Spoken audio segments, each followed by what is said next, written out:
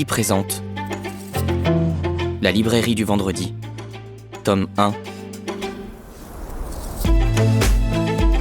Un printemps au goût de mochi, de Sawako Natori, lu par Paul Bertin-Hugo.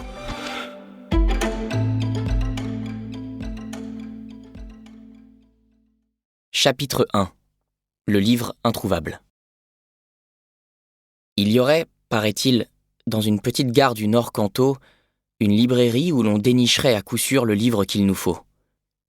Qu'entendait-on par le livre qu'il nous faut ? Si la formulation était vague, il fallait toutefois comprendre que, dans cette librairie, on tombait forcément sur le livre dont on avait le plus besoin à cet instant.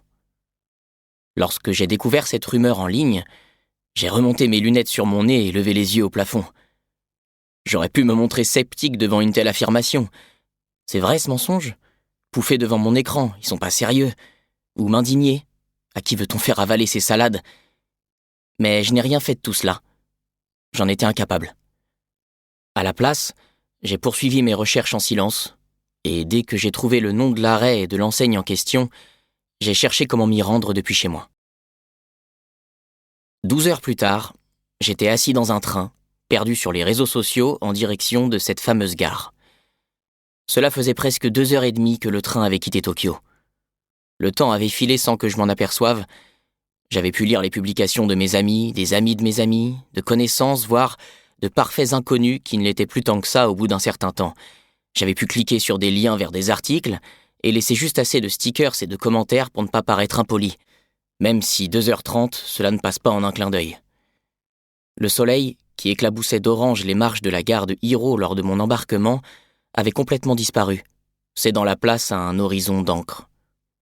À travers la vitre, la lune scintillait, étrangement nette, signe que l'air de la nuit devait être glacial. C'est vrai qu'on est au mois de mars, me suis-je rappelé en songeant avec regret à l'épaisse doudoune que j'avais laissée à la maison. Plus que 3 arrêts, ai-je murmuré pour me donner du courage en rajustant mes lunettes. Le wagon était désert. J'aurais tout à fait pu me plaindre à voix haute sans déranger personne. Vendredi, 20h. À cette heure-là, il n'est pas étonnant que les rames soient remplies d'employés de bureau libérés de leur semaine de labeur. Or, la banquette de cette place alignée contre les vitres face à moi était entièrement vide. De mon côté, j'avais aussi la mienne pour moi tout seul. Ayant suffisamment abusé des réseaux sociaux, j'ai ouvert mon navigateur et tapé dans la barre de recherche « Pourquoi la ligne principale Chorin est-elle vide ?» Les résultats m'ont appris que cette ligne était surtout fréquentée par des étudiants et qu'en temps normal, en dehors de leurs heures de cours, son taux de fréquentation était étonnamment bas.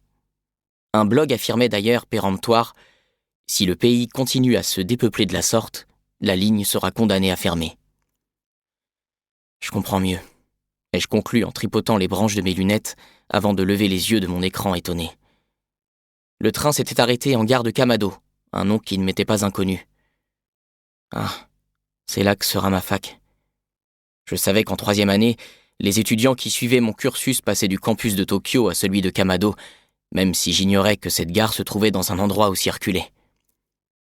Le temps de transport depuis Tokyo mentionné dans la brochure de l'université avait été estimé sur la base d'une suite de changements effectués sans anicroche. Cependant, je me rendais compte que ce cas de figure devait être hautement improbable. Je suis soudain redescendu sur Terre. De toute façon, cela ne me concernera sans doute pas si j'interromps mon cursus avant la 3e année. J'ai tourné la tête pour m'approcher de la fenêtre et contempler le paysage plongé dans le noir. Aucun immeuble, un tant soit peu haut à l'horizon. Seuls défilaient à perte de vue rizières, grands panneaux de toutes sortes et demeures clairsemées. Dans le vaste jardin d'une jolie maison près de la voie ferrée, un arbre déployait des fleurs blanches. L'éclat doux et imprécis de ses pétales m'a rappelé que le printemps était revenu. Ce dernier, impartial, prodiguait ses splendeurs à tout le monde.